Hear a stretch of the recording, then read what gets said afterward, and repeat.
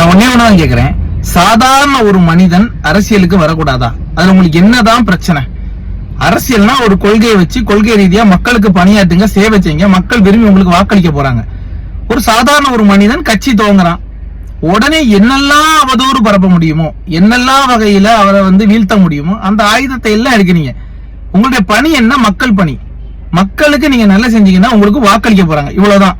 ஆனா அதை விட்டுக்கிட்டு அரசியல் கட்சி துவங்கிய ஒருவரை எதிர்த்து அவருடைய பேரை அவமதிக்கக்கூடிய வேலைகளை நீங்க தொடர்ந்து செஞ்சுட்டு இருக்கீங்க. இது ஒரு அரசியல் தலைவருக்கு நல்லதா? 3ஆம் தர யூடியூபர்ல வச்சு நீங்க வேலை பார்த்தீங்க, அப்பெல்லாம் நான் பேசவே இல்லை, எனக்கு பிரச்சனையே இல்லை. அவங்க என்ன வேணா பேசிட்டு போட்டு, அது எந்த விதத்திலயும் எங்களுக்கு பிரச்சனை கிடையாது.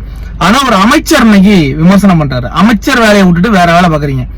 ஒரு சட்டமன்ற உறுப்பினர் விமர்சனம் பண்றாரு, அவரு தளபதியை விமர்சனம் பண்ணதை தாண்டி தமிழ்நாட்டில் இருக்கக்கூடிய பெண் குழந்தைகளை விமர்சனம் பண்றாரு. அவர் நீங்க போக்சோ சட்டத்துல என்ன கைது செஞ்சிருக்கணுங்க. பெண்களை ஈனப்பிறவி என்று ரொம்ப இழிவான வார்த்தையில கொச்சப்படுத்துறாரு.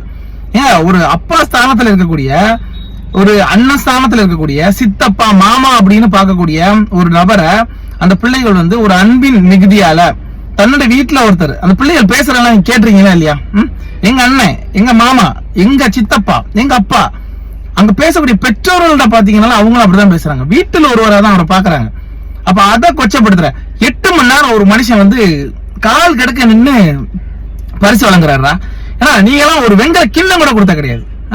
இதெல்லாம் அரசு நீங்க செஞ்சிருக்கணும். ஒரு வெங்கல கிண்ணமாவது கொடுத்திருக்கீங்களா? அந்த பிள்ளைகளை கூப்பிட்டு ஒரு பாராட்டு பண்ணிருக்கீங்களா? ஒண்ணும் கிடையாது. ஆனா தொடர்ந்து 3 ஆண்டுகள் பண்றாரு. நீங்க அந்த நிகழ்ச்சியில பாத்தீங்கன்னா தெரியும், தமிழக வெற்றி கழகத்துடைய கொடியோ எதுவுமே கிடையாதுங்க. அரசியல் சாயமே இல்ல.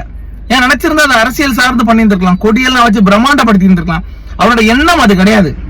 கல்வி அப்படின்ற ஒரு விஷயத்த ஊக்கப்படுத்தணும், அது நீட் அப்படின்ற ஒரு விஷயத்த பேசுறாரு, அதை அரசியல் பண்றாங்க.